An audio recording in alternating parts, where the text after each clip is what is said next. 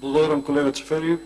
Почитуван министер, значи имав амандман поднесен со текст за откуп на 2000 тони ориз за ребалансот на буџет.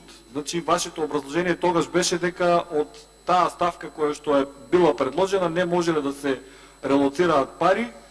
Па еве, сега истиот амандман ќе го поднесам и за буџетот во 2019 година, значи за откуп на 2000 тони ориз во висина од 100 милиони денари.